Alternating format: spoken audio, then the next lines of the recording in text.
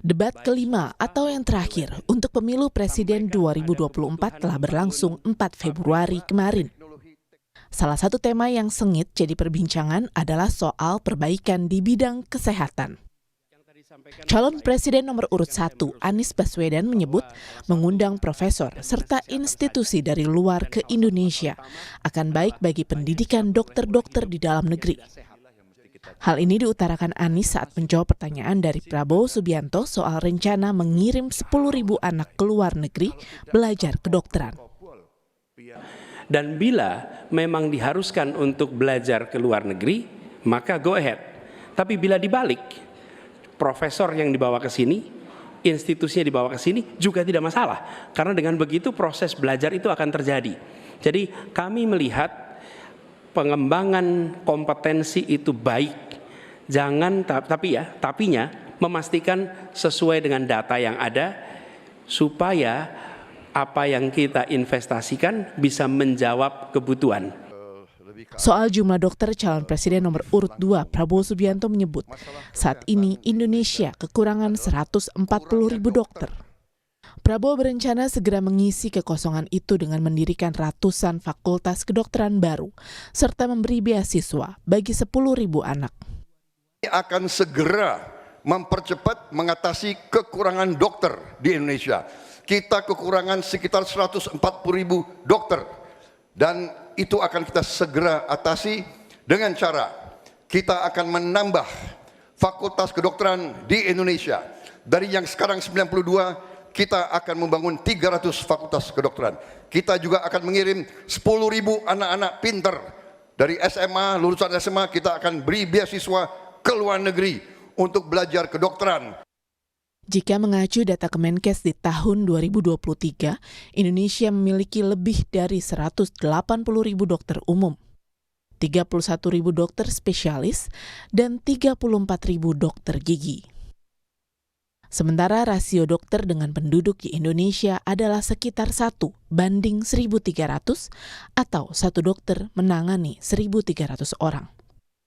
Padahal menurut Organisasi Kesehatan Dunia WHO, idealnya 1 dokter tersedia untuk 1.000 penduduk. Sementara itu, Capres nomor urut 3 lebih fokus pada pemerataan kesehatan untuk memudahkan masyarakat mengakses kesehatan. Ganjar mencanangkan 1 desa, 1 fasilitas kesehatan, 1 tenaga kesehatan. Dan tentu saja akses kesehatan yang diperlukan di setiap desa. Kenapa Ganjar Mahfud membuat 1 desa, 1 vaskes, 1 nakes? Karena kami ingin mereka mendapatkan yang terbaik. Dan kemudian ibu, anak, lansia, disabilitas, masyarakat adat akan mendapatkan peran yang sama di dalam layanan-layanan kesehatan, di mana di daerah-daerah terisolir mereka membutuhkan akses ini dengan sangat bagus. Reformasi di bidang kesehatan mutlak dilakukan setelah menambah jumlah dokter serta fasilitas yang memadai. Pemerataan akses kesehatan juga perlu dilaksanakan sebab Indonesia memiliki tantangan geografis sebagai negara kepulauan. Tim Liputan Kompas TV. Lantas saudara, apa saja langkah konkret Capres-Cawapres memperbaiki pelayanan kesehatan di Indonesia? Kita bahas bersama dengan Fathia Masriati, juru bicara Timnas Anies Muhaimin. Lalu ada Putri Komarudin dari TKN Prabowo Gibran, serta Charles Honoris dari TPN Ganjar Mahfud. Selamat sore Mbak Putri, Mbak Fathia, dan juga Bung Charles, sehat selalu. Selamat sore. Oh, ini udah malam, maaf. Sudah malam tepatnya. Saya ingin ke Mbak Fathia dulu nih. Mbak Fathia, kalau kita lihat apa yang disampaikan oleh... Udah gelap di luar, Mbak. Iya, udah gelap, benar. Pak Anies ya sempat bilang bahwa untuk memperkuat dokter kita, ilmunya, mungkin kita lebih baik mengundang profesor saja ke dalam. Tapi kalau kita lihat permasalahan kita saat ini kan adalah kekurangan dokter. Apa sebenarnya hal yang ingin diciptakan untuk memperkuat ini sistem pelayanan kesehatan kita, utamanya dari ketersediaan tenaga kesehatan, dokter misalnya?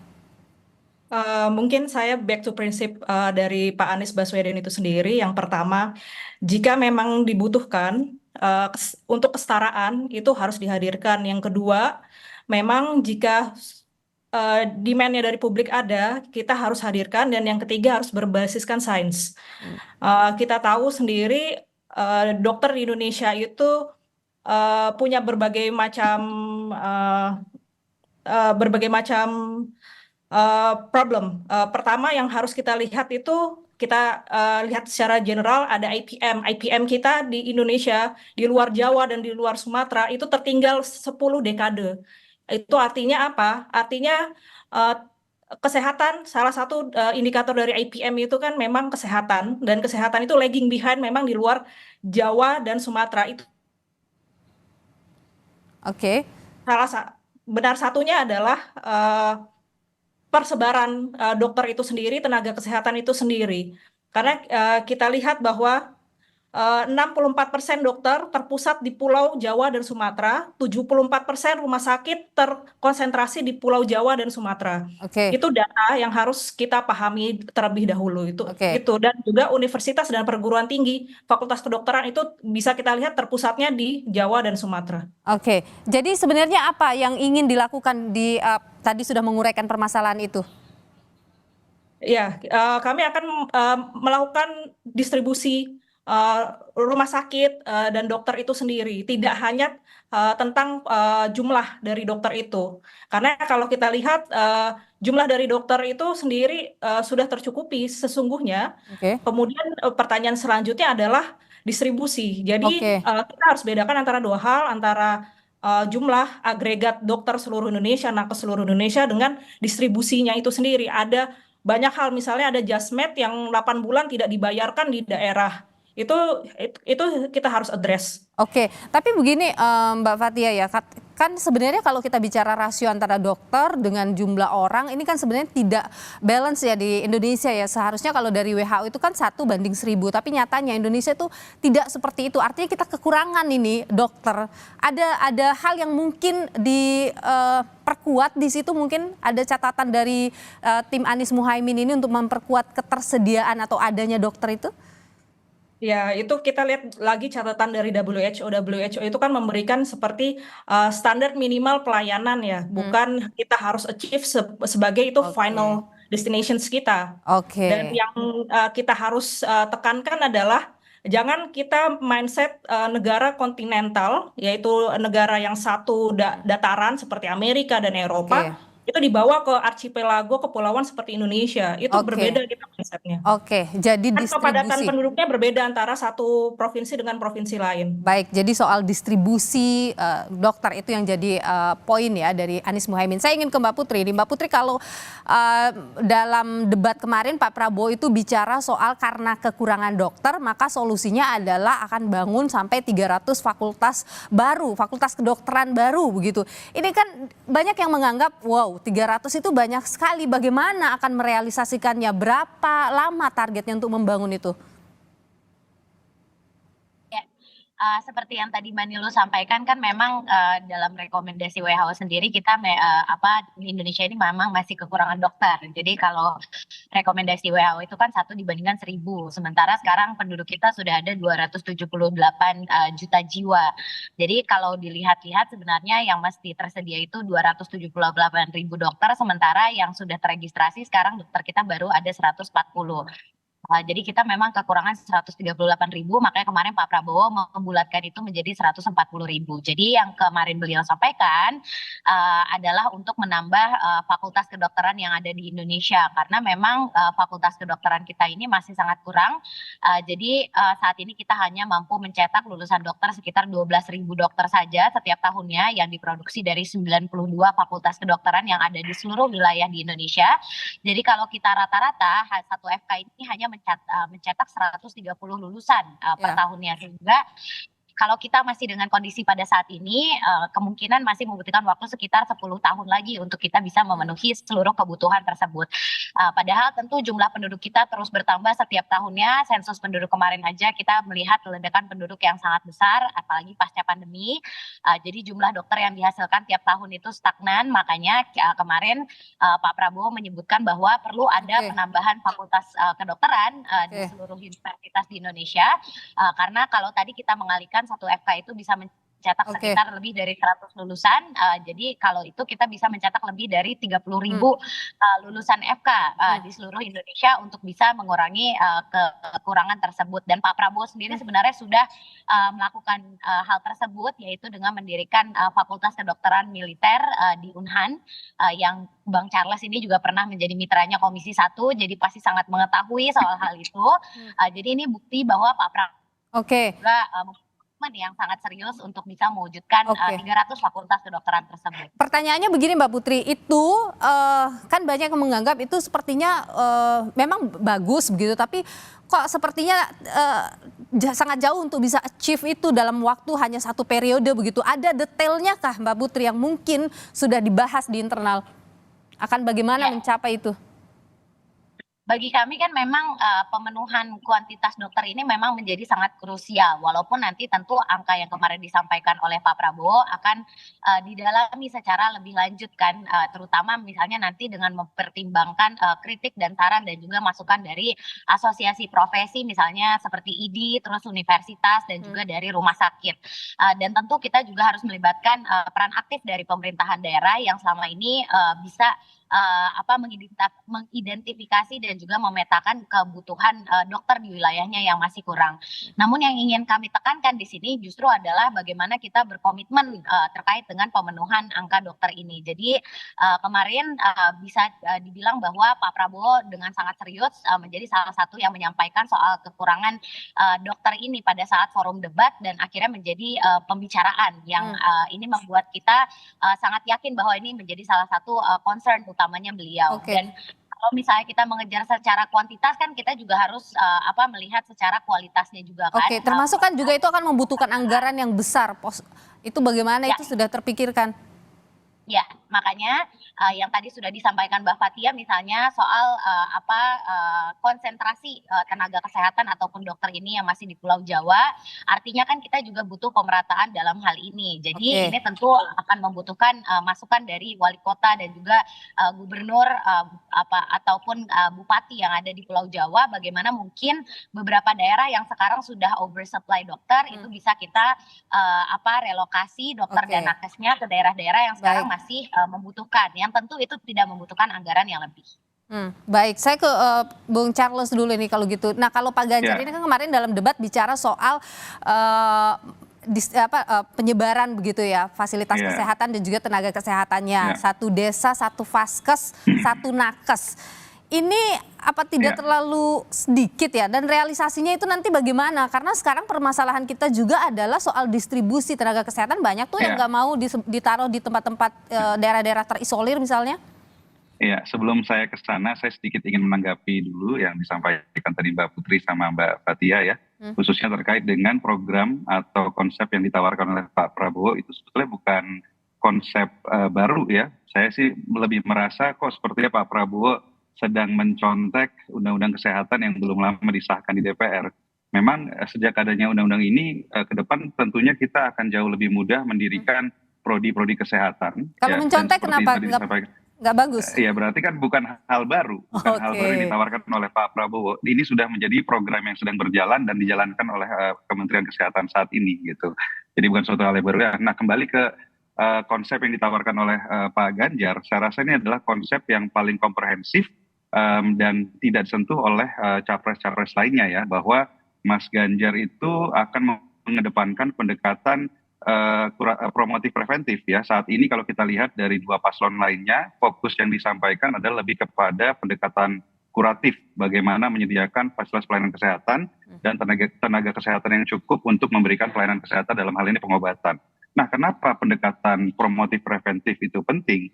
Kita melihat sendiri dari tahun ke tahun beban ekonomi yang didampak dari penyakit tidak menular seperti kanker, jantung, penyakit gagal ginjal dan stroke semakin hari semakin tinggi ya. Tahun 2022 saja klaim BPJS dari 4 penyakit ini mencapai 24 triliun ya. Meningkat dari tahun 2021 yang sebelumnya 19, sekian triliun. Prediksinya tahun ini dan tahun kemarin juga semakin tinggi lagi. Ke depan tentunya beban ini bukan saja pada klaim BPJS, tetapi beban sosioekonomi kepada masyarakat juga akan sangat besar. Bayangkan rakyat kita tidak bisa bekerja, tidak bisa produktif karena terkena penyakit jantung, stroke, dan lain sebagainya. Nah, pendekatan menambah satu vaskes di satu desa dengan adanya satu nakes, saya rasa ini akan menjawab berbagai permasalahan kesehatan masyarakat yang dihadapi hari ini. Vaskes itu kan tidak harus dalam bentuk satu puskesmas. Vaskes itu bisa dalam bentuk puskesmas pembantu, bisa juga memberdayakan posyandu. Tenaga kesehatan juga tidak harus dalam bentuk seorang dokter. Tetapi kalau kita melihat data statistik hari ini, memang kita kekurangan dokter di Indonesia hari ini, tetapi kita memiliki surplus perawat di Indonesia. Nah, makanya tinggal nanti ke depan perencanaannya harus seperti apa. Bagaimana kita mendistribusikan jumlah tenaga kesehatan ke wilayah-wilayah yang memang saat ini masih membutuhkan, dengan misalkan memberikan insentif kepada tenaga kesehatan yang mau ditempatkan di tempat-tempat tersebut. Termasuk misalnya peningkatan jumlah dokter, produksi dokter di kemudian hari. Tentunya misalkan kalau dokter mau dibiayai oleh negara mendapatkan beasiswa harus mau ikut ikatan dinas ya, misalkan ada penempatan di daerah-daerah terpencil gitu ya, atau daerah-daerah 3T. Jadi menurut saya ya ini pendekatan yang paling komprehensif ya. Ada satu vaskes di satu desa dan adanya satu nakes. Belum lagi kan Mas Ganjar terus-menerus mengedepankan bagaimana kita harus bisa menyediakan internet cepat dan gratis ya. Dan tentunya pelayanan kesehatan melalui telemedicine juga bisa akan dilakukan di wilayah-wilayah yang memang belum memiliki tenaga kesehatan. Tapi Bung Charles begini, bagaimana itu nanti anggarannya ketika tadi misalnya menaikkan insentif, kemudian membangun fasilitas kesehatan di satu desa satu vaskes itu postur anggarannya sudah dipikirkan belum itu? Di Dewan Pakar ya, di tim TPN kami sudah menghitung bahwa anggaran negara yang dibutuhkan untuk menyediakan satu vaskes di setiap desa dengan diisi oleh satu nakes itu cukup. Dan ini jauh di bawah dari misalkan program makan siang gratis yang bisa memakan 450 triliun setahun gitu ya. Saya rasa ini masih bisa dilakukan dan dibutuhkan oleh masyarakat. Oke, terakhir saya ingin ke Mbak Fathia dulu. Mbak Fathia, ini kan begini, ketika kita bicara soal isu kesehatan itu kan tidak mudah ya. Kita harus melibatkan lintas sektoral dan sebagainya. Apa yang kemudian terfikir untuk menyelesaikan solusi itu dan kemudian membahas ini secara lintas sektoral itu?